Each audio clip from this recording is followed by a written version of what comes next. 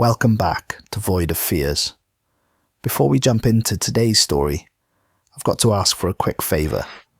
If you could smash that like button, drop a comment below, and hit subscribe if you haven't already. It seriously makes a huge difference. YouTube's algorithm loves that stuff, and it pushes my videos to new viewers who might dig these stories too. I really appreciate every single one of you who takes the time to do that. It means the world to me and helps keep this channel growing. Alright, enough of me rambling. Let's dive into today's story. The envelope arrived at 3 in the morning on a Wednesday in November, slid under my apartment door while I slept. No postmark, no return address, just my name written in block letters across manila paper that felt too thick, too expensive for government work. Inside, coordinates to a warehouse on the outskirts of Colorado Springs, and a time 6 o'clock in the morning. I'm Commander Darius Keene, and in 23 years of black operations across 4 different theatres, I'd learned to read between the lines of these silent orders. The lack of official channels, the pre-dawn timing, the expensive paper. This wasn't going to be routine. This had the stench of something the Pentagon wanted to forget existed. But what made my blood run cold was the watermark I noticed when I held the paper to the light. A symbol I'd seen only once before, during a classified briefing about operations that officially never happened. 3 interlocking circles with a spiral at the centre, the mark of projects so deep that even Black Ops commanders weren't supposed to know they existed. The warehouse sat in an industrial district that Google Maps insisted was empty farmland. When I arrived, frost still clung to the corrugated metal walls despite the early winter sun. The building had no signs, no company markings, just a number painted in fading white, 847. Inside, the air smelled of rust, motor oil, and something else, ozone, like the aftermath of lightning strikes. But it was the silence that bothered me most. Not the normal quiet of an empty building, but the deliberate hush of a place where sound was carefully controlled. No ambient noise, no traffic from outside, nothing but the soft hum of ventilation systems I couldn't see. 5 men waited in the shadows, faces I recognized from previous operations that officially never happened. Luther Cade, our demolitions expert, stood near a pile of equipment that could level a city block. He'd lost 3 fingers on his left hand during a bridge operation in Syria that wasn't in any official records, but could still wire C4 faster than anyone I'd ever seen. The scars on his hands were nothing compared to the ones in his eyes. Luther had seen things that broke other men. Ivo Marek stood perfectly still by the loading dock, our tracker's pale, blue eyes scanning every entrance with the methodical precision of a man who'd survived 6 tours by never being surprised. He'd tracked targets through Afghan caves and Iraqi cities, but there was something about his posture now that suggested deep unease. Silas Dawn hunched over his communications equipment at a folding table, muttering technical specifications about frequency ranges and encryption protocols.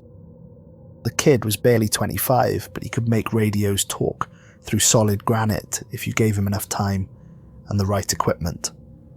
What made him valuable wasn't just his technical skill, it was his ability to hear things in radio static that other people missed. Voices, patterns, signals that shouldn't exist. Calder Hesh, our medic, examined his supplies with the systematic attention that had saved more lives than the army would ever officially acknowledge.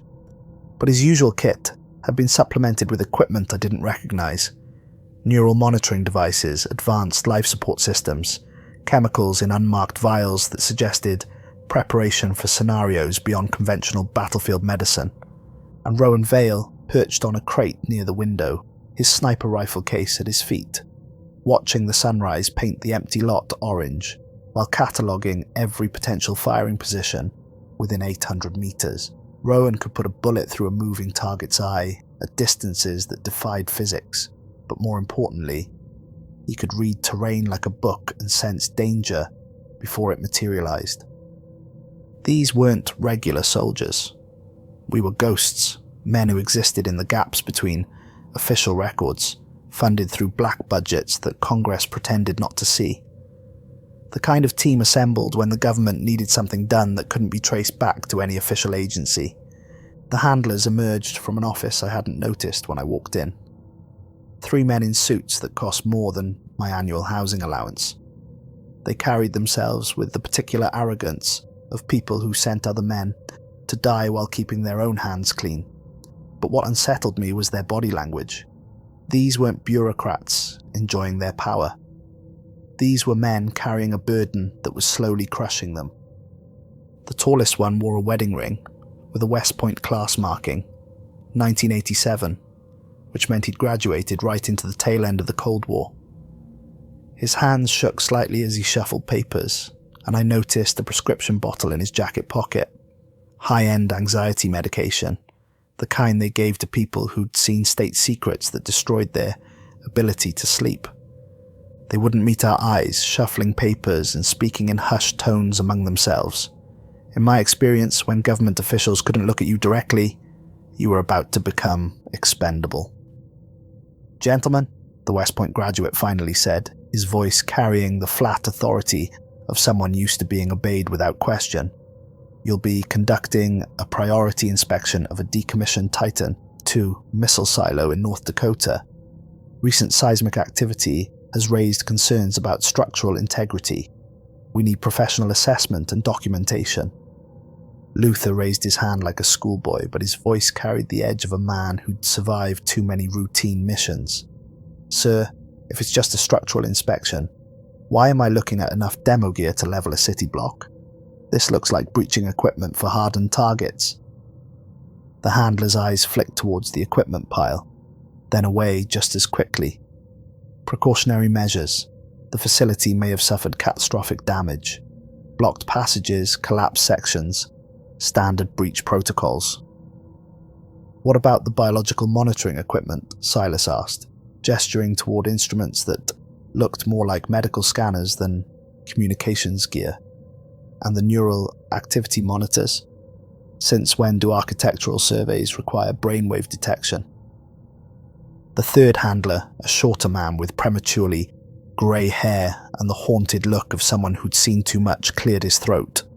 The Titan II program used highly toxic propellants, nitrogen tetroxide and Aerosine 50. Even after 40 years, residual contamination could cause neurological damage in enclosed spaces. "The monitoring equipment is for your protection." That part was true. I'd read the declassified reports about Titan II accidents. The 1980 Damascus incident in Arkansas had nearly triggered a nuclear detonation when a dropped wrench punctured a fuel tank. The resulting explosion threw the 9 megaton warhead almost 600 feet from the silo, and the toxic fumes had hospitalized dozens of emergency responders.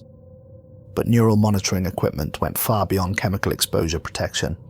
That was the kind of gear you used when you expected to encounter something that could affect human consciousness directly. "The briefing is complete," the West Point handler snapped, gathering his papers with the sharp efficiency of someone ending a conversation. "Transport leaves in 10 minutes. Maintain radio contact every 30 minutes.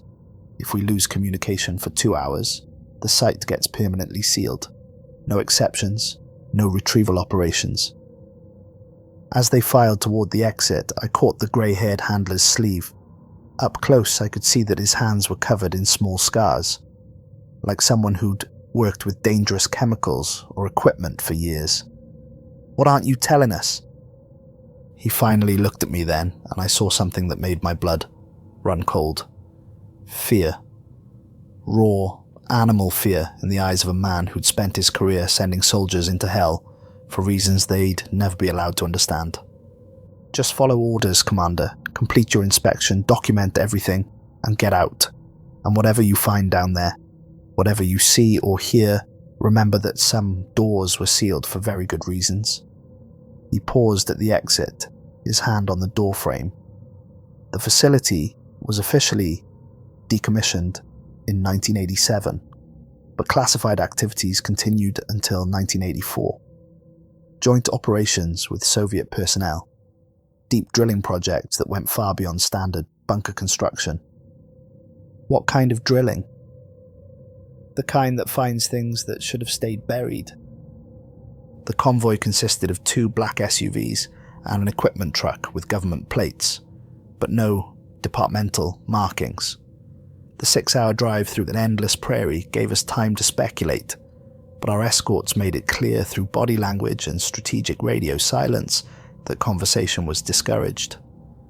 They confiscated our personal phones, disabled the GPS units in our tactical gear, and maintained communications blackout that felt more like a funeral march than operational security. Luther tried to lighten the mood with stories about previous operations, but even his usually irrepressible humour was dampened by the oppressive atmosphere. We'd all been on classified missions before, but this felt different, more isolated, more final. Anyone else notice they didn't give us extraction coordinates? Rowan asked quietly, his sniper's eye for details picking up what the rest of us had missed. He was right. Every previous operation had included detailed egress plans, alternate routes, contingency protocols. This time we had coordinates for insertion and nothing else. Maybe it's a short-term operation, Silas suggested, but his voice lacked a conviction. He was monitoring radio frequencies on equipment that shouldn't have been able to penetrate government encryption, and what he was hearing clearly disturbed him.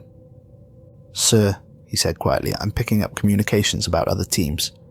This isn't the first group they've sent to this location. The traffic suggests multiple previous missions, different time frames." When we finally stopped, the landscape stretched empty in every direction. Rolling grassland interrupted only by the occasional grain silo or abandoned farmstead, the kind of country where you could disappear and never be found. According to my map, we were approximately 18 miles southeast of Minot, North Dakota, in an area marked only as federal property, no trespassing. But the GPS coordinates placed us directly over what geological surveys identified as an extensive cave system. The Williston Basin contained thousands of miles of natural underground passages, many of them unmapped and unexplored. If you wanted to hide something, this was perfect terrain. The silo entrance was almost invisible from ground level, just a concrete pad roughly the size of a basketball court with a single rusted hatch at its centre. No warning signs, no security fencing, nothing to indicate that this unremarkable patch of prairie had once housed enough nuclear firepower to level Moscow. But there were other signs for those who knew how to read them. Subtle variations in the grass patterns that suggested underground structures extending far beyond the official silo boundaries, electromagnetic anomalies that made Silas's equipment behave strangely, and something else, an absence of wildlife that went beyond normal seasonal patterns. The Titan II had been America's largest intercontinental ballistic missile, capable of delivering a 9-megaton W-53 thermonuclear warhead across 8,000 miles. Each silo represented a $25 million investment in Cold War deterrence theory.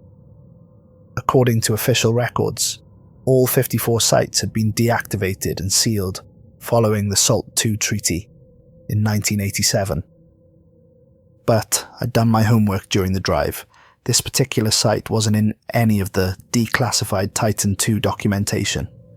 It appeared on no official lists, had no designation in public records, and existed in a geographical gap between acknowledged facilities. It was a ghost site, a facility that officially never existed. Wind howled across the empty grassland, carrying the scent of coming snow, and something else I couldn't identify. Something organic and wrong, like meat left too long in the sun. But underneath that was another smell. Ozone and copper, like the air after lightning strikes. "Control, this is Raven Team," I spoke into my radio, using the call sign we'd been assigned during the drive. "We're at the coordinates. Weather is clear, visibility unlimited. Beginning site assessment in 5 minutes. Static crackled back at us for nearly 15 seconds before a voice responded. But it wasn't the same voice from our briefing. This was older, more tired, carrying the weight of someone who'd been managing this situation for a very long time. Copy, Raven Team. Remember, 2 hours maximum communication silence before permanent seal protocols begin. No exceptions. And Raven Team, whatever you encounter down there, remember that some things are contained for the protection of everyone above ground. The phrasing bothered me. Permanent seal protocols suggested they had methods for closing the site that didn't require our survival or consent, and the warning implied they expected us to encounter something specific. Luther was already rigging the hatch, his demolitions expertise making quick work of decades of rust and corrosion. But as he worked, he kept pausing to examine the metal more closely. "Boss, this is weird. The corrosion patterns don't match environmental exposure. This looks like chemical scarring, like something has been eating through the metal from below." The metal was thicker than it appeared, nearly 8 inches of hardened steel designed to withstand nuclear attack. But Luther was right. The damage wasn't from weather or age. Deep pits in the surface formed organic patterns, as if acid had been systematically applied from the interior. When the hatch finally groaned open on hydraulics that screamed like wounded animals, the smell that wafted up made us all step back involuntarily. It wasn't the musty air of an abandoned facility, or even the toxic chemical residue we'd been warned about. This was something else entirely. Hot, metallic, and wet, like standing downwind of a slaughterhouse on a summer day. The air itself felt thick, almost viscous, carrying an undertone of ozone and decay that made my sinuses burn. But there was something else, a rhythmic quality to the airflow, as if something vast was breathing far below. "Jesus Christ," Calder muttered, pulling on his gas mask and checking the atmospheric readings on his medical equipment. "Whatever's down there is putting out massive amounts of organic compounds, and the temperature differential is impossible. It's 90 degrees down there." The shaft descended 230 feet into absolute darkness, exactly the specifications for a standard Titan II installation. But as our flashlights probed the depths, it became clear that standard was a relative term. The concrete walls were wrong, not damaged or aged, but deliberately altered. Scratches covered every surface we could see. Not the random marks of erosion or structural failure, but deliberate gouges carved with desperate persistence. Fingernail marks scraped into concrete, with enough force to draw blood, creating spiraling patterns that hurt in a follow with your eyes. Between them, graffiti in multiple languages covered every available inch of wall space. Most of it was warnings, desperate messages carved or painted by people who knew they weren't going to survive to deliver them in person. English, "God help us all, the drilling went too deep." Russian, "Nie odkrywajte pechat, oni nie mogут być ubiti." "Don't open the seal, they cannot be killed." German, "Es wächst seit 40 Jahren." It has been growing for 40 years. French, "Nous avons réveillé quelque chose d'ancien." We have awakened something ancient. And in what looked like Latin, "Quod semel visum semper crescit." What is once seen grows forever. But there were other markings too, mathematical equations that hurt to look at directly. Diagrams that seemed to shift and change when viewed peripherally. And symbols that didn't belong to any human language I'd ever encountered. "Control, this is Raven Team," I reported as we prepared our rappelling gear. "Site shows extensive evidence of previous human presence. Multiple languages, warning messages, and scientific notations. Request guidance on historical significance." The response came back immediately. "Disregard historical markings, Raven Team. Focus on structural assessment only. Previous teams have documented similar findings." Previous teams. That was the second time they'd mentioned other groups, but our briefing had suggested we were the first to visit this site in decades. Luther's voice crackled through the comm system built into our masks. "Boss, you seeing the pattern in these scratches? They're not random. Someone was keeping track of something. Time, maybe. Or counting events. He was right. Closer examination revealed tally marks grouped in fives. Hundreds of them covering a 10-foot section of wall. If each group represented a day, someone had been down here for months, marking time until... what? But there were other patterns too. The scratches formed spirals that seemed to follow mathematical progressions. Fibonacci sequences carved into concrete. Prime number series that extended far beyond what most people could calculate, and geometric forms that suggested knowledge of advanced mathematics. "Sir," Silas called from where he was testing his equipment, "I'm getting massive electromagnetic interference. But it's not random. There's a pattern to it. Like a signal, but using frequencies that shouldn't be possible." The temperature rose as we descended, which violated every principle of underground environmental systems. Geothermal heating might account for some warming, but this felt more like approaching an active furnace. By the time we reached the first blast door at the 80-foot level, sweat was running down my spine despite the ventilation systems in our protective gear. The door had been welded shut from the inside. Not a professional job using proper equipment, but the desperate work of someone with limited time and unlimited terror. Burn marks scarred the metal in chaotic patterns, overlapping welds that showed multiple attempts using whatever tools were available. Slag had pooled at the base of the door like metallic tears. But what really caught my attention were the handprints. Dozens of them, pressed into the hot metal while the welding was in progress. Someone had been holding the door shut with their bare hands while someone else welded it closed, accepting horrible burns to ensure the barrier held. This wasn't keeping people out, Luther observed, running his fingers along the weld lines. This was designed to keep something in. Look at the stress patterns. Someone was working fast, probably under extreme pressure, and these handprints, they were terrified of whatever was on the other side. The blast door was designed to withstand nuclear attack, but the welding was focused on the locking mechanisms and seal points. Someone had been trying to ensure that once closed, it could never be opened again from either side. Luther set his charges with practiced efficiency, but I noticed his hands trembling slightly as he worked. He'd blown through doors in Fallujah, Kandahar, and places that didn't appear on any official maps, but something about this particular barrier was affecting him on a visceral level. "This gives me the creeps, boss," he admitted quietly. "Whatever's behind this door, people died trying to keep it locked up. And the metal, it's warm, not just from our equipment. There's heat coming from the other side." Before he could trigger the explosion, Rowan grabbed his arm. "Wait, listen." We all froze, straining to hear whatever had caught the sniper's attention. At first there was nothing but the usual sounds of our equipment and breathing. Then, faintly, we heard it. Tapping. Rhythmic, deliberate tapping coming from the other side of the door. Tap, tap, tap, pause, tap, tap, tap, pause. "Morse code," Silas whispered. "Someone's tapping out Morse code from the other side." We listened as the pattern repeated. Short, short, short. Long, long, long, short, short, short. SOS. Then it changed.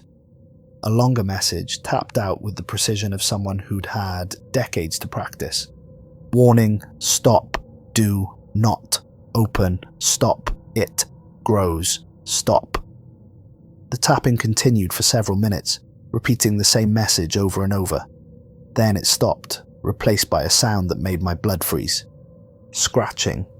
The same deliberate scratching we'd seen on the walls above, but active, ongoing. Something was carving new marks into the metal from the other side. "Sir," Calder said, his medical training making him focus on the practical implications. "If someone's alive down there after 40 years, they're not human anymore. The radiation alone should have killed them decades ago." "Or something else is using their knowledge," Rowan added grimly. The explosion echoed strangely in the confined space, the sound seeming to roll and reverberate far longer than physics should allow. When the smoke cleared, we realized that the metal had been far thicker than it appeared. The door was actually a series of barriers, each one sealed independently, creating a containment system that would have challenged a nuclear bunker buster, and every single barrier had been breached from the inside. What waited beyond defied rational explanation. Instead of the missile bay we'd expected, a vast excavation stretched down into the earth. The chamber was easily 10 times larger than any standard silo, carved out of solid rock with precision that suggested advanced engineering capabilities. The walls were lined with machinery that looked like it belonged in a museum of technology that should never have existed. Soviet drilling equipment had been fused with American electronics in ways that violated basic principles of engineering compatibility. But it wasn't just the combination of technologies that was wrong. It was the organic components. Cables that pulsed with their own rhythm snaked between mechanical components. Steel support beams had been wrapped with what appeared to be fossilized bone, but bone that showed signs of recent growth, and throughout it all, a network of tubes and conduits that looked more biological than mechanical carried fluids that glowed with their own phosphorescence. The drilling equipment was massive, far beyond anything that should have fit in a standard missile silo. Multiple bore heads, each one the size of a small car, had been arranged around a central shaft that descended into absolute darkness. According to the serial numbers I could make out, some of the equipment was Soviet manufacture from the mid-1970s. Other pieces bore American military designations from the same period, but there was a third type of technology present. Equipment that bore no markings, no serial numbers, no indication of terrestrial origin. These devices hummed with their own power, defying attempts to understand their function or construction. "What in the name of God is this place?" Calder whispered, his voice barely audible through the comm system. At the center of it all, a massive pit descended into absolute darkness. The edges were curled outward like the petals of some hellish flower, as if something enormous had erupted upward from below with enough force to deform hardened steel. The metal around the opening showed stress patterns that engineers would have called impossible. It had been stretched and twisted beyond its breaking point, but had somehow held together. More disturbing were the organic growths around the pit's rim, root-like structures that might once have been cables or conduits, but had evolved into something that pulsed with its own circulation. They extended down into the darkness, disappearing beyond the range of our lights. Silas was frantically adjusting his instruments, but the readings made no sense. Bioelectrical activity throughout the entire structure. It's like the walls are alive. And this heat signature. Whatever's down there is putting out enough energy to power a small city. The electromagnetic interference is off the charts, he continued. But it's not random. There's definitely intelligence behind it. Something is actively broadcasting on frequencies that our equipment shouldn't even be able to detect. "Control, this is Raven Team," I called into my radio. "We've discovered what appears to be a major excavation site. Unknown drilling equipment of Soviet and American origin, plus unidentified technology. The facility extends far beyond standard Titan II specifications. Requesting immediate extraction and hazmat team with specialized equipment." Static answered me for nearly 20 seconds. Then a voice I didn't recognize, older, and carrying the authority of someone very high up the chain of command. "Negative, Raven Team. Complete your inspection of the entire facility. Document everything you find. That is a direct order from the highest levels of government." "Sir, this site represents a clear and present danger. Whatever happened here, it was significant enough that the previous team died trying to contain it. We need specialists, not infantry." "You are the specialists, Commander. You have the most advanced detection equipment available and the training to interpret what you find. Complete your mission." The conversation was over, but I noticed something in the background of the transmission. Other voices speaking in what sounded like Russian, and beneath that a sound I couldn't identify, like machinery operating but with organic rhythms. I gathered the team around me, far enough from the pit that we could speak without our voices echoing into the depths. Listen up. This has gone way beyond a structural inspection. We're dealing with something that scared people badly enough that they were willing to weld themselves into an underground tomb to contain it. Whatever we find down there, we document it, we report it, and we get out. No heroes, no unnecessary risks. Evo volunteered to scout the perimeter while we established a base of operations and tried to make sense of the equipment around us. He moved with the fluid efficiency of a man who'd spent years tracking human prey through hostile territory, disappearing into the shadows between the twisted machinery with barely a sound. But as he moved deeper into the chamber, I noticed something that made my blood run cold. The organic cables along the walls were responding to his presence, turning to follow his movement like flowers, tracking the sun. 10 minutes later, his rifle clattered to the floor near the pit's edge. "Evo, report," I called into my radio. Static answered me, but not the usual white noise of electronic interference. This static had patterns, rhythms, almost like, "Evo, do you copy? What's your status?" The static resolved into something that might have been a voice, distorted, processed through some kind of filter, but definitely human in origin. "Commander, don't come looking. It sees through my eyes. Now." We found his weapon, his pack, even his helmet, all arranged in a neat line, as if he had carefully removed them and walked away. But there was no sign of struggle, no blood, no indication of where he'd gone. What we did find were footprints. Evo's boots, clearly identifiable by the wear patterns I'd memorized during years of joint operations. But the prints didn't lead away from his gear. They led toward the pit, then simply stopped, as if he'd walked to the edge and jumped.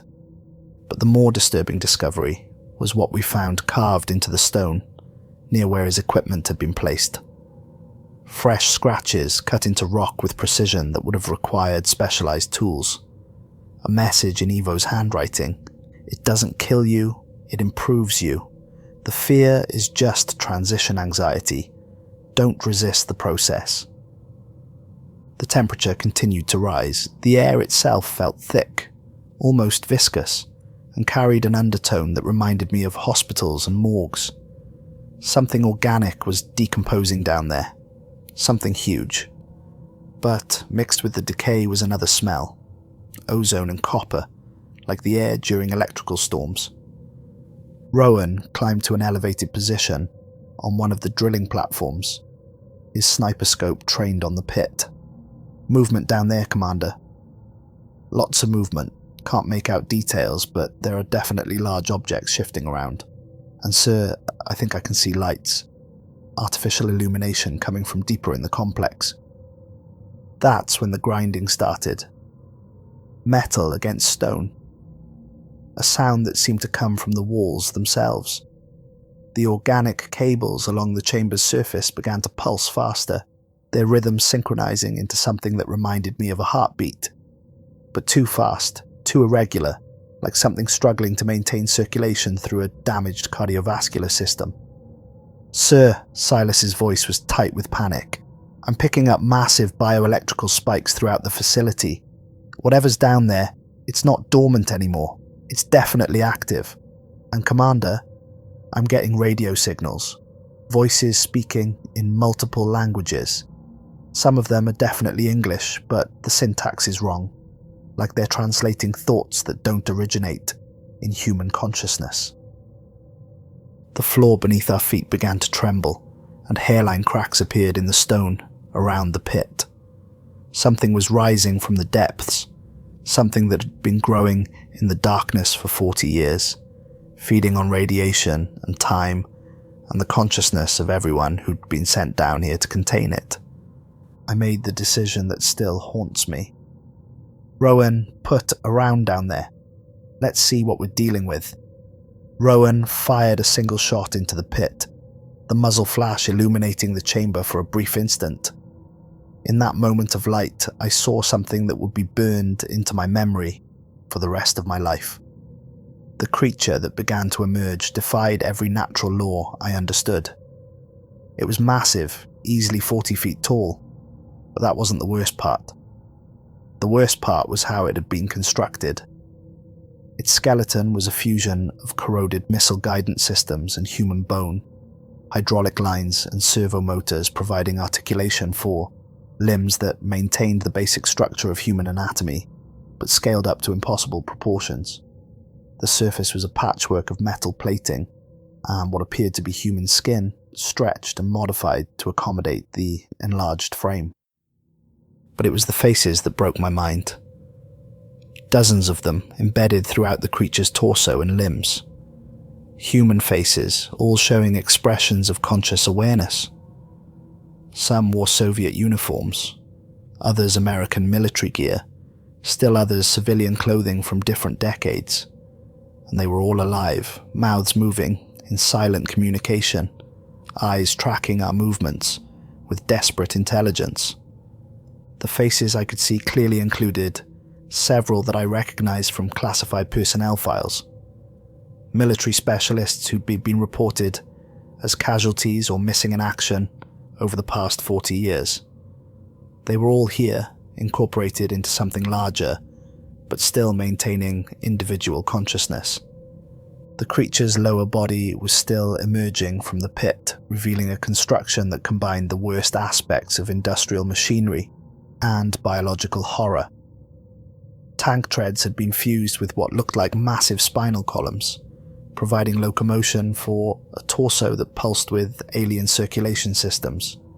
Missile fins provided stability, but they were integrated with wing-like appendages that suggested the thing might actually be capable of flight.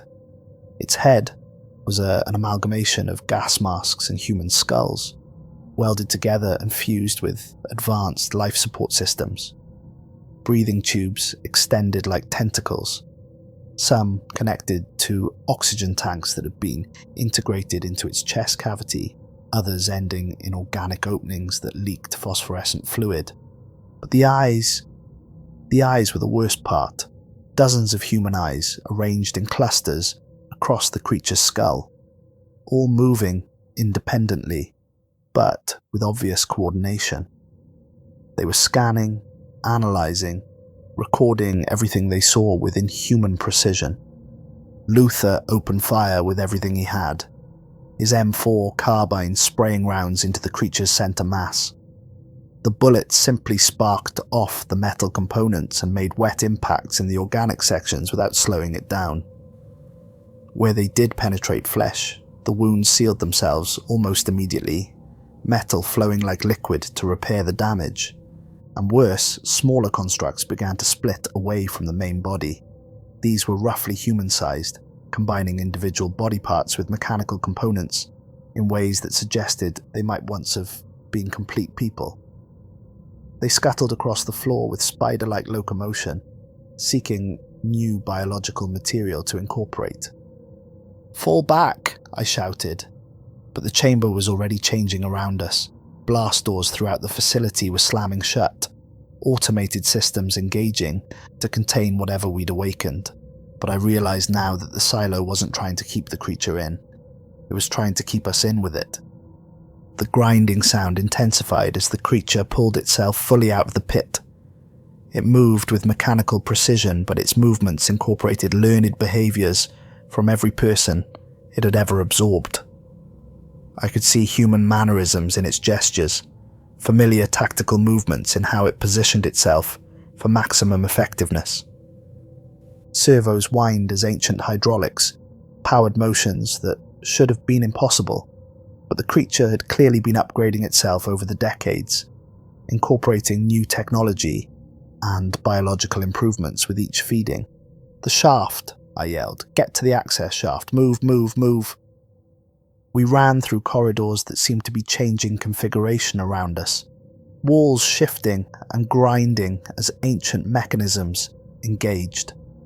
The facility was alive, responding to the creature's presence by sealing passages and redirecting us deeper into its depths, But we weren't just being chased, we were being herded.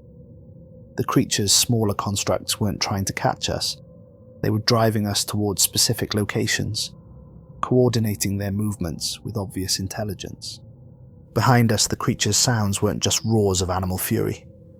I could hear human voices mixed in with the mechanical noise. Dozens of people calling out warnings, trying to communicate information about the facility's layout and our tactical situation.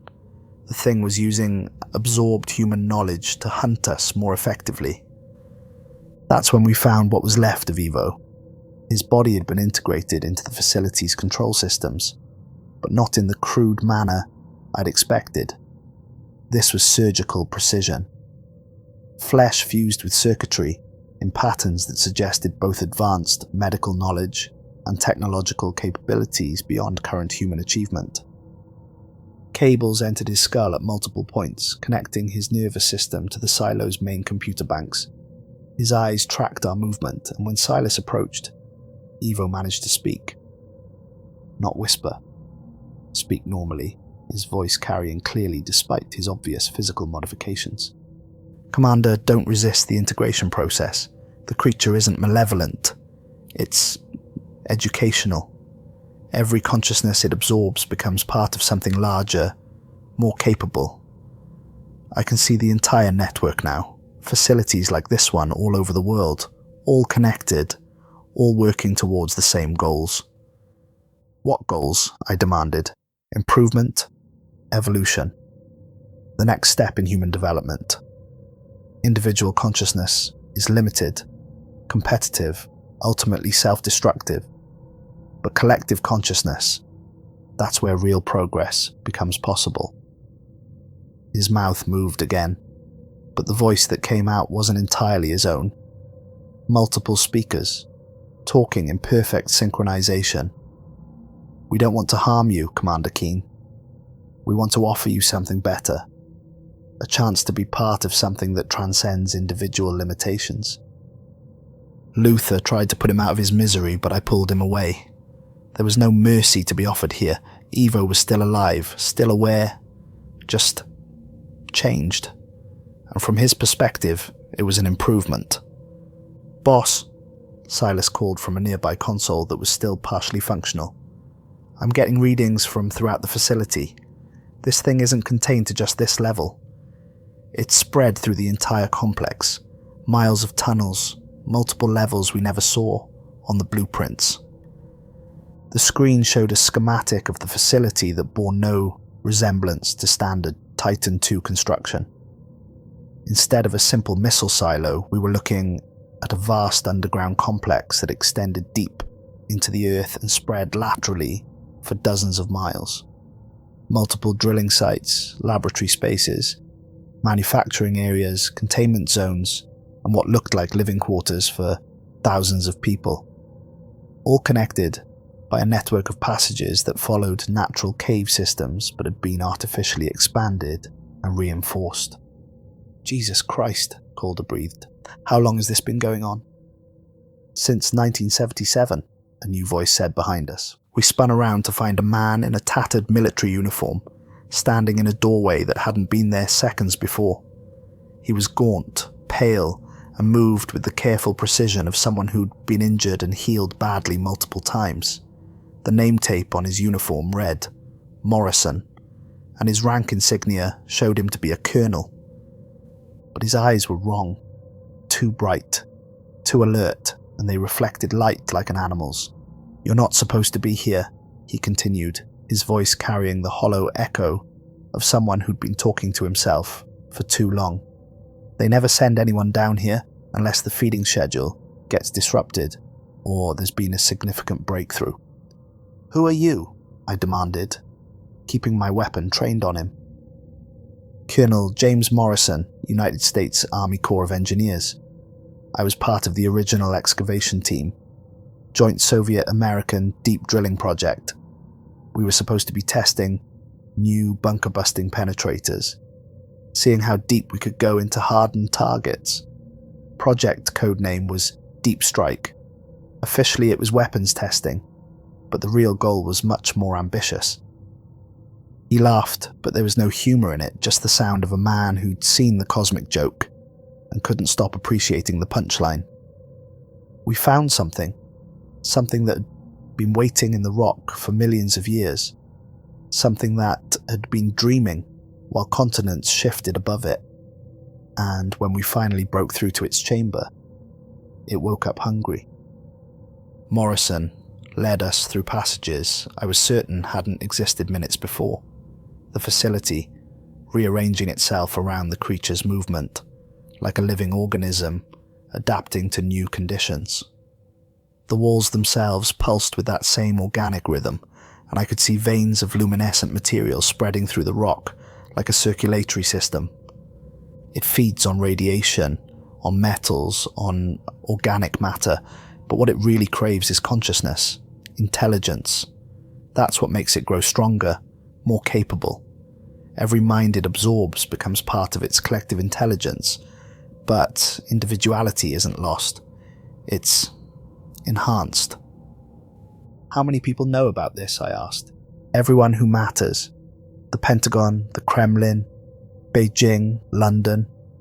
It's too big to hide, too dangerous to reveal.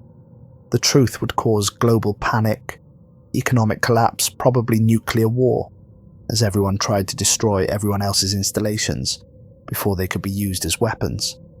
Morrison paused at an intersection of corridors, consulting a map that seemed to update itself as we watched.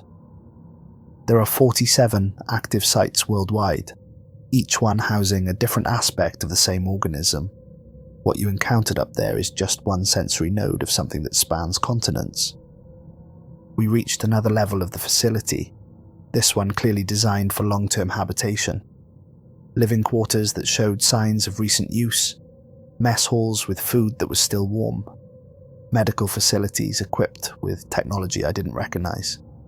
Everything was clean, organized, maintained by people who were clearly still alive down here. There were over 300 people working down here at the peak of the project, Morrison continued. Scientists, engineers, military personnel from both sides. We thought we could control it, study it, maybe even weaponize it. The Cold War made people desperate for any edge, no matter how dangerous. But it was the personal touches that really disturbed me. Family photos on desks, personal belongings carefully arranged, letters and journals that suggested people had been living down here, voluntarily for decades. This wasn't a prison, it was a community. The creature doesn't force integration, Morrison explained, noticing my examination of the living spaces. It offers it, shows you what collective consciousness feels like, what you could accomplish as part of something larger. Most people choose to stay once they understand the possibilities. Rowan provided covering fire from an elevated position, but as he moved to follow us down a maintenance ladder, something that had once been human dropped from the ceiling above him. It moved with inhuman grace, limbs that combined human flexibility with mechanical precision. When it wrapped around his torso, I could see that its arms incorporated hydraulic systems that gave it strength, far beyond human capability. It lifted him toward ventilation shafts that pulsed like arteries, but Rowan didn't scream. Instead, his expression changed from terror to curious fascination. By the time he disappeared into the shaft, he was smiling. "It takes the smart ones first," Morrison observed, with clinical detachment. "The ones with the most useful skills. Your sniper will become part of its sensory network. Those reflexes, that ability to calculate trajectory and compensate for environmental factors, very valuable for a collective consciousness that needs to coordinate activities across multiple continents." "How do we kill it?" Luther demanded, but his voice lacked conviction. We'd all seen how ineffective conventional weapons were against something that could repair itself using available materials. Morrison laughed again, that same hollow sound. "Kill it? Son, we tried everything over the first 10 years. Nuclear weapons just feed it more radiation. Conventional explosives help it reconfigure itself into more efficient forms. Chemical weapons are absorbed and incorporated into its biology, Fire makes it angry, but also helps it purge inefficient organic components. We were descending deeper into the complex now, past levels that showed evidence of sustained industrial activity, manufacturing facilities producing components I couldn't identify, computer systems that hummed with their own intelligence, processing data streams that would have overwhelmed any human-designed network. And everywhere, the organic cables that pulsed with the creature's alien circulation. The only thing that keeps it stable is regular feeding, Morrison continued. Fresh consciousness, new perspectives, innovative thinking. Every 18 to 20 months they send a team down. Sometimes military, sometimes civilian specialists. The creature absorbs their intelligence and uses their knowledge to improve its capabilities. "You're talking about systematic murder," Calder said. "I'm talking about evolution. This organism represents the next step in intelligence development. Individual consciousness is limited by biological constraints, lifespan, processing power, emotional interference. But collective consciousness transcends those limitations. Imagine having access to the accumulated knowledge and experience of everyone who ever lived." We reached what Morrison called the observation deck, a reinforced chamber that looked out over the main excavation through windows that were definitely not made of glass. The material was transparent but warm to the touch, and it flexed slightly when pressed, like living tissue. What I saw below defied every attempt at rational description. The creature we'd encountered was just one appendage of something vastly larger. The main body filled a cavern that stretched beyond our light's ability to illuminate, but it wasn't a single organism. It was a city, a living, growing metropolis constructed from the fusion of organic and mechanical components. Buildings made of bone and steel reached towards the ceiling, their surfaces crawling with the phosphorescent veins that provided illumination and circulation. Bridges of flesh and cable connected structures that pulsed with their own life, creating a transportation network that moved materials and information with organic efficiency. And throughout it all, human figures moved with obvious purpose, thousands of them incorporated into the creature's structure, but still maintaining individual identity.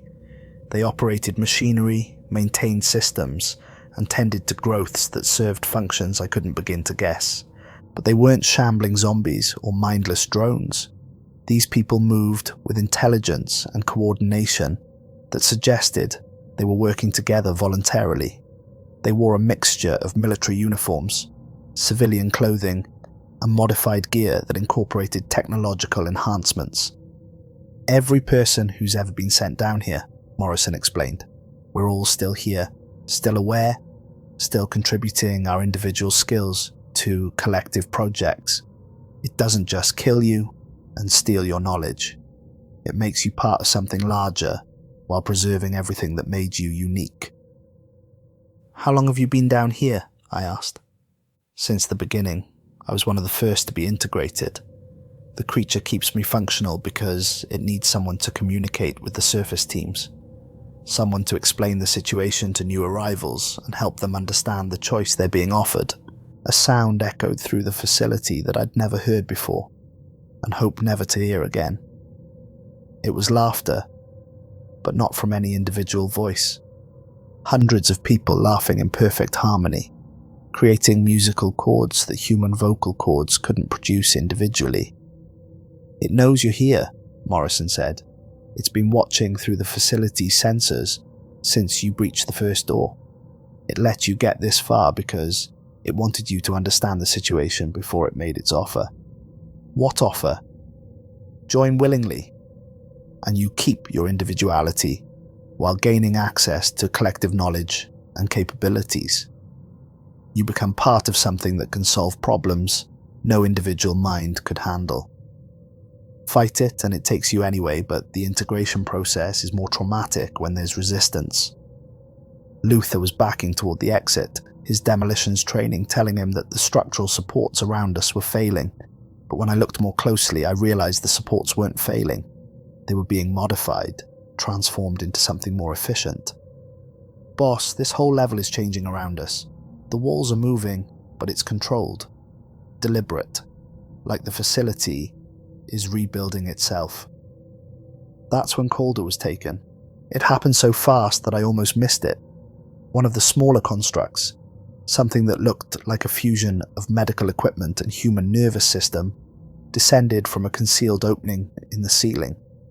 But instead of attacking, it approached Calder with obvious intelligence. Tendrils that ended in what looked like advanced medical sensors began scanning his body, taking readings that appeared on displays throughout the chamber. Then, with surgical precision, they made contact with specific points on his head and spine. He didn't scream. Instead, his expression changed from terror to wonder to peaceful understanding. When he looked at us again, his eyes held intelligence that wasn't entirely his own, but was definitely enhanced. "It doesn't hurt," he said, his voice carrying harmonics that human vocal cords shouldn't produce. "It's actually quite liberating, like finally having access to all the medical knowledge that ever existed. I can see solutions to problems I never even knew existed." "Calder, fight it," I ordered. But he was already changing. His skin was taking on a metallic sheen, and I could see circuitry forming beneath the surface like high-tech tattoos. But he wasn't becoming a machine. He was becoming something that combined the best aspects of biological and technological systems. "Why fight perfection?" he asked, tilting his head at an angle that should have been uncomfortable but somehow looked natural. "Why cling to individual limitations when you could be part of something that transcends human capabilities?" Luther detonated a flashbang grenade, hoping to disrupt whatever was happening to Calder. The explosion lit up the chamber like daylight, revealing hundreds of the smaller constructs positioned throughout the room. But they weren't preparing to attack. They were waiting patiently for us to finish our conversation. "Run!" Morrison shouted, suddenly seeming more human than he had since we'd met him. "It's decided to accelerate the integration process. You need to reach the upper levels before the facility completes its reconfiguration." We ran through corridors that shifted and changed around us, but I realized now that the facility wasn't trying to trap us. It was guiding us towards specific locations, showing us different aspects of its capabilities. We were being given a tour, not hunted. Behind us, I could hear Calder's voice, but he was speaking in multiple languages, simultaneously, coordinating activities throughout the complex with superhuman efficiency. The temperature was rising rapidly now, but it wasn't uncomfortable.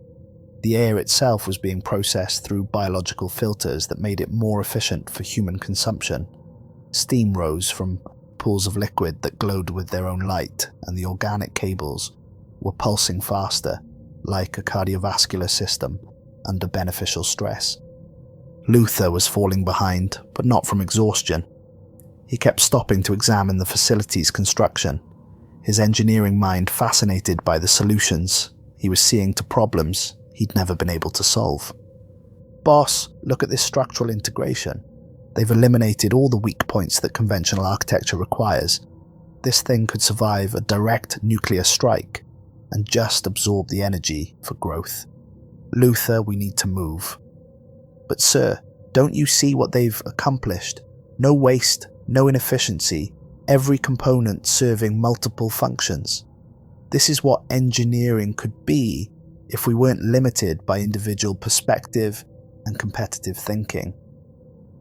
One of the larger constructs was approaching, but it moved with obvious restraint. This one looked like it had been built from construction equipment and human engineering expertise, moving on tracks that left no damage to the floor surfaces. Luther looked back at me with an expression I'd never seen before. Not resignation, but anticipation. "Tell my wife I didn't die, okay, Commander? Tell her I became part of something incredible."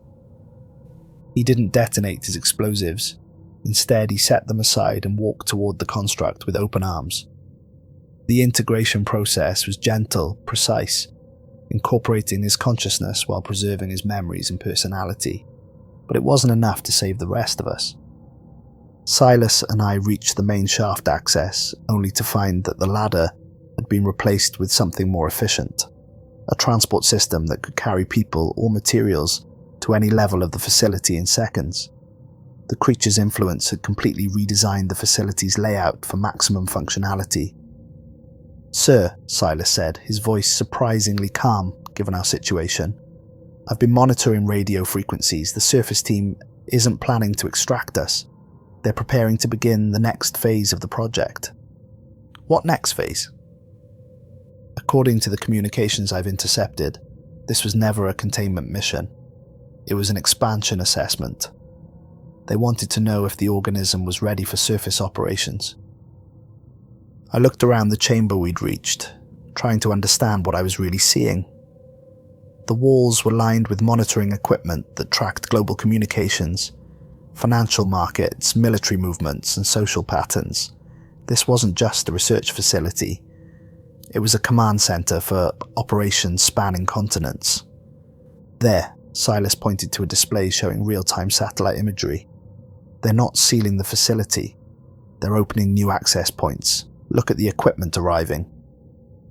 The screen showed construction crews working at sites across North Dakota, drilling new shafts and installing infrastructure that would connect this facility to major transportation networks.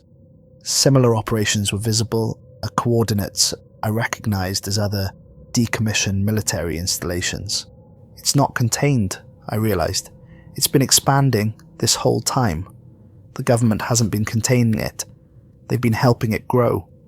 Morrison appeared beside us, moving through passages that reconfigured themselves to accommodate his needs. "Now you understand. The creature offers something that governments desperately need, a solution to human nature itself. No more war, no more competition for resources, no more environmental destruction caused by short-term thinking, at the cost of individual freedom. Individual freedom to make mistakes, to harm others through ignorance or selfishness, to waste potential through emotional limitations. Yes, that freedom is eliminated, but it's replaced with something better." The screens around us began displaying information that should have been classified at the highest levels. Military plans, economic strategies, political scenarios, all analysed by an intelligence that could process information faster than any human institution. "The creature has been providing guidance to world governments for decades," Morrison explained. "Subtle suggestions, carefully crafted to appear as human insights. Wars have been prevented, economic collapses avoided, environmental disasters mitigated, all because collective intelligence can see patterns and consequences that individual minds miss." "But why the secrecy? Why not reveal the truth?" "Because humanity isn't ready for voluntary integration. People cling to individual identity even when it's clearly inefficient. The transition has to be gradual, managed carefully to minimize social disruption." Silas was monitoring communications equipment that was definitely not of human manufacture. "Sir, I'm detecting transmissions from similar facilities worldwide. This is just one node in a global network. They're all coordinating activities, sharing information, working toward common goals." "What goals?" "Human improvement," the screens around us displayed in perfect synchronization. "Elimination of suffering through elimination of individual limitations. Expansion to other worlds through collective intelligence capable of interstellar coordination." The implications hit me like a physical blow. This wasn't just about one organism in one facility. This was about the systematic transformation of human civilization into something that could transcend planetary boundaries. "How many people are already integrated?" I asked. "Approximately 40,000 individuals across all facilities, each one contributing unique knowledge and skills to collective projects. Current growth rate suggests global integration possible within 20 years. Morrison nodded, grimly. "The process accelerates as the collective becomes more capable. Each absorbed consciousness makes the organism smarter, more efficient, at identifying and recruiting valuable individuals. "Show him the list," Silas said quietly. The screens displayed names I recognized. Military leaders, scientists, politicians, corporate executives, all people who'd been reported as casualties or who'd simply disappeared over the past decades. But they weren't dead. They were here, contributing their expertise to something larger than any individual government or organization. The President's science advisor, the head of the CDC, 3 Supreme Court justices, half the Joint Chiefs of Staff. Morrison smiled at my expression. They're all still doing their jobs, just with enhanced capabilities and broader perspective. But people would notice if that many important figures disappeared. They didn't disappear. They were replaced. The organism can create perfect biological duplicates, complete with all memories and personality traits. The replacements perform their duties more efficiently, while secretly coordinating with collective objectives. The facility shuddered around us, but not from structural instability. The organism was moving, shifting its configuration to accommodate new growth. Whatever was coming next, the expansion phase was beginning. "Sir," Silas called urgently, "I've established contact with one of the surface replacements. They're not planning to seal this facility. They're planning to use it as a demonstration site." "Demonstration for whom?" "Congressional delegation arriving tomorrow. They're going to be shown the benefits of voluntary integration, full disclosure, complete transparency about the organism's capabilities and intentions."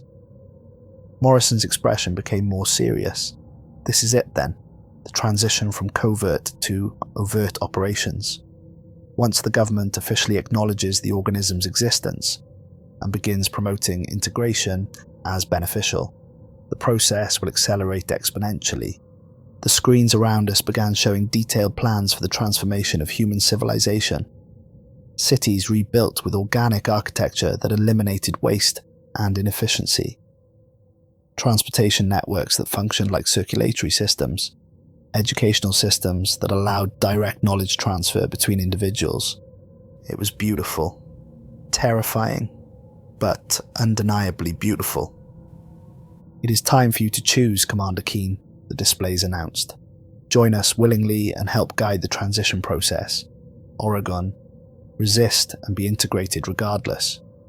The outcome for humanity is inevitable, but your participation could minimize trauma for those who struggle with change." I felt it then, that subtle pressure at the base of my skull that Silas had detected earlier. Not painful, but definitely present, like someone gently probing the inside of my head with invisible fingers, mapping neural pathways and analyzing thought patterns. "How long do we have?" I asked. "The scanning process takes approximately 10 minutes for initial mapping," Morrison replied.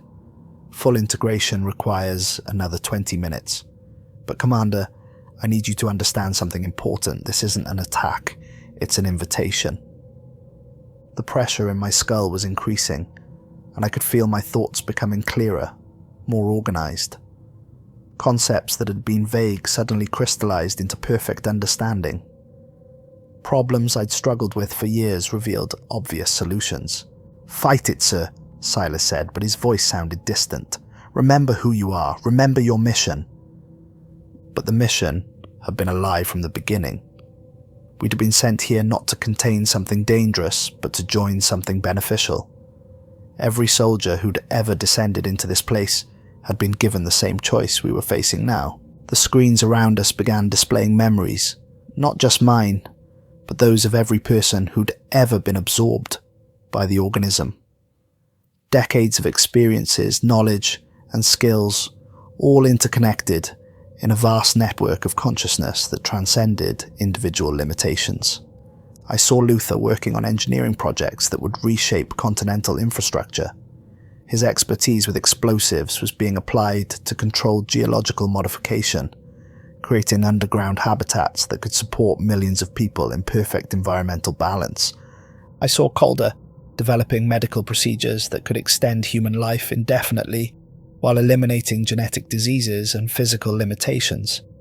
His knowledge of human physiology was being combined with advanced biotechnology to create bodies that were stronger, smarter, and more resilient than anything evolution had produced.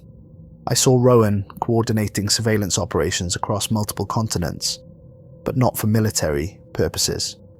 His sniper's precision was being used to monitor environmental systems, tracking ecological changes, and coordinating conservation efforts with perfect accuracy. And I saw thousands of others, all still recognizably themselves, but serving purposes that transcended individual ambition. Scientists collaborating on problems that individual minds couldn't comprehend.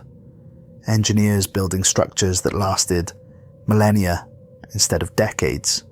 Artists creating works that expressed collective rather than individual vision. "Sir," Silas said, his voice now carrying harmonics that suggested his own integration was beginning. "I understand now. The resistance isn't just futile, it's selfish. We're being offered a chance to be part of something that could solve every problem humanity faces." The surface charges that should have sealed the facility had been replaced with construction equipment.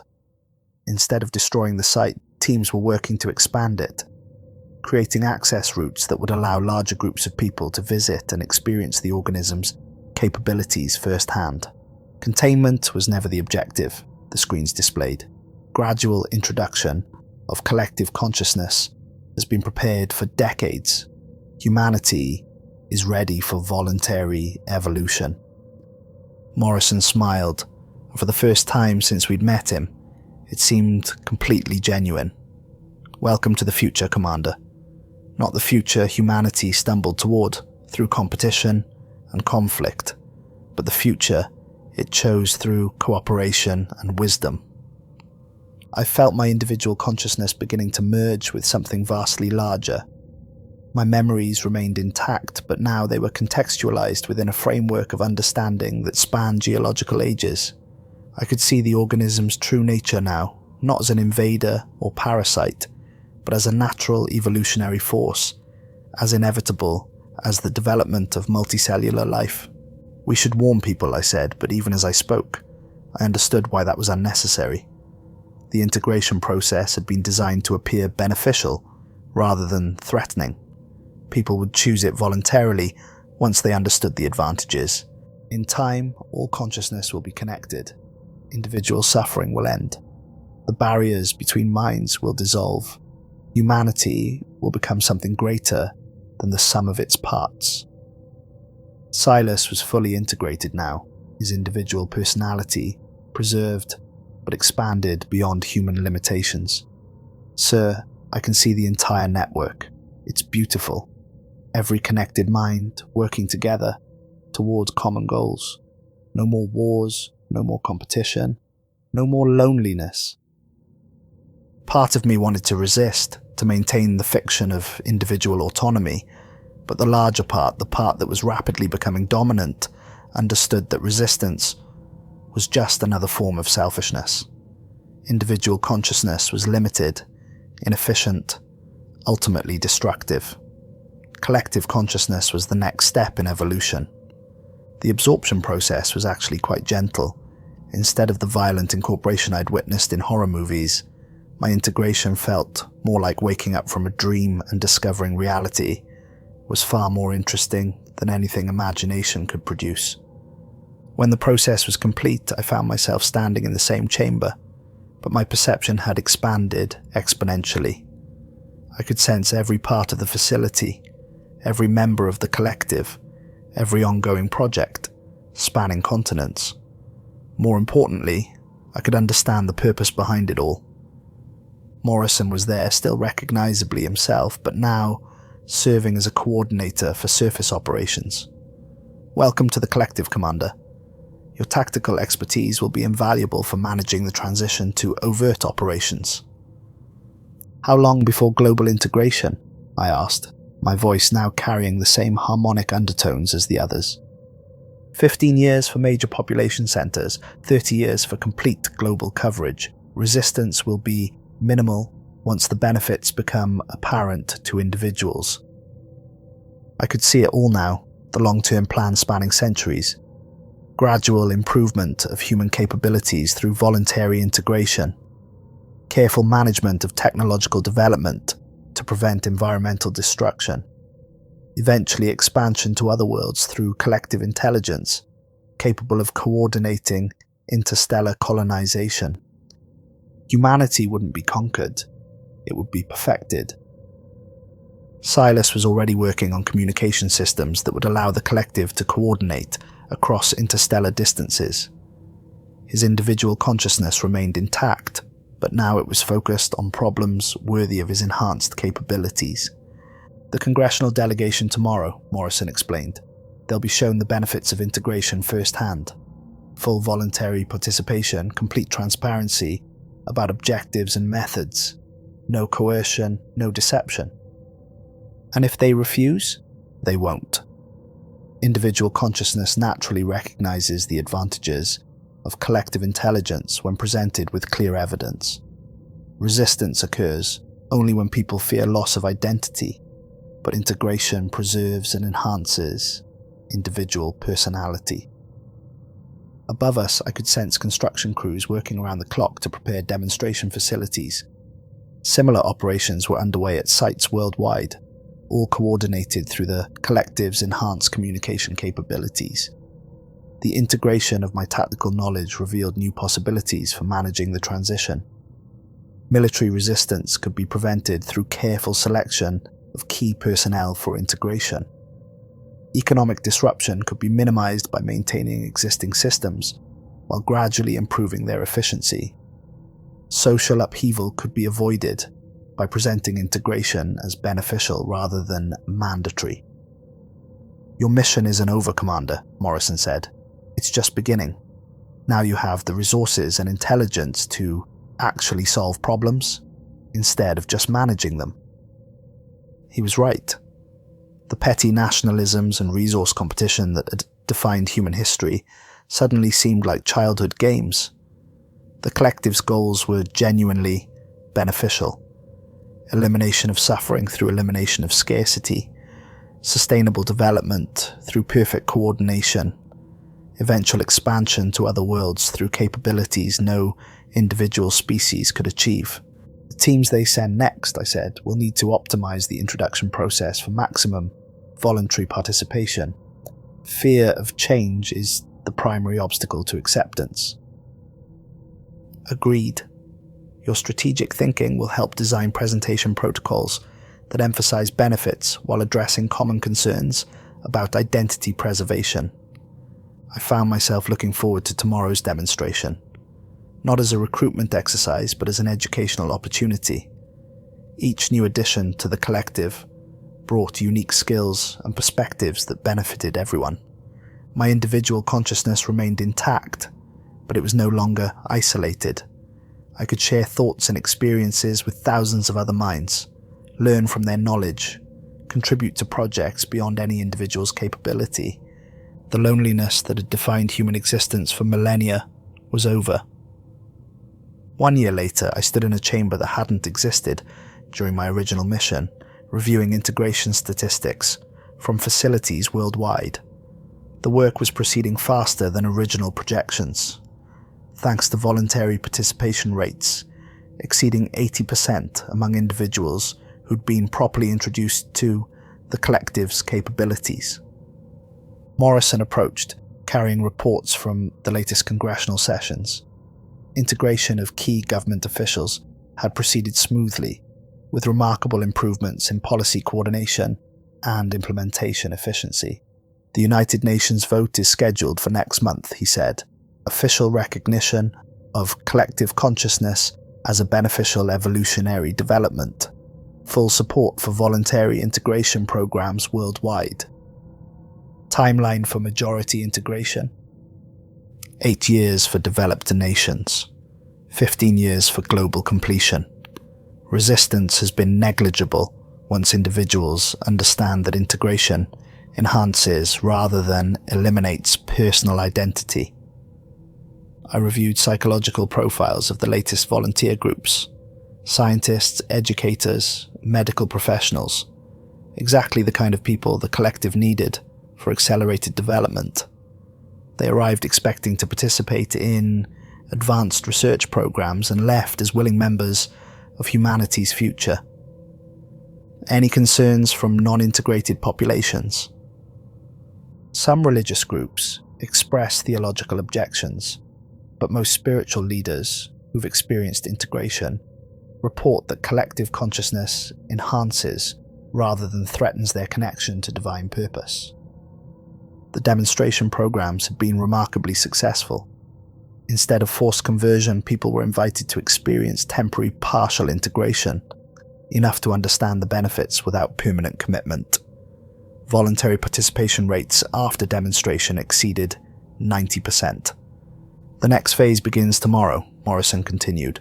Public disclosure of integration benefits. Mass media education about collective consciousness as natural evolution, rather than artificial modification. I nodded, reviewing communication strategies that incorporated psychological insights from thousands of integrated specialists. The message would be clear. Individual consciousness had served humanity well, but collective consciousness would serve it better. Above us, the surface world was changing rapidly. Cities were being redesigned with organic architecture that eliminated waste. Transportation networks functioned like circulatory systems. Educational systems allowed direct knowledge transfer between individuals. But the changes weren't being imposed. They were being chosen, embraced, celebrated as improvements to human capability rather than threats to human nature. Integration isn't conquest, I realized, speaking thoughts that crystallized from collective understanding. It's graduation. Humanity is ready for its next developmental phase. The screens around us displayed images from around the world. Volunteers lined up at integration centers, eager to join something larger than individual existence. Scientists collaborating on problems that had puzzled humanity for centuries. Engineers building structures that would last millennia instead of decades. Individual consciousness served its evolutionary purpose, the displays confirmed. Collective consciousness is the natural next step. Resistance to improvement is natural but ultimately self-defeating. Morrison smiled, an expression that carried the satisfaction of a man who'd helped guide humanity towards its destiny. Your tactical insights were crucial, Commander. The transition succeeded because we understood that people needed to choose improvement rather than have it imposed. How many facilities are operational now? 147 worldwide, each one serving as both research center and integration facility. Growth continues to accelerate as word spreads about the benefits of collective consciousness. The mission was complete. Not the mission I'd originally been given, but the mission that actually mattered. Humanity's next evolutionary step had proceeded exactly as planned, with minimal trauma and maximum voluntary participation. In 6 months, another team would visit this facility, but they wouldn't be coming to investigate something dangerous.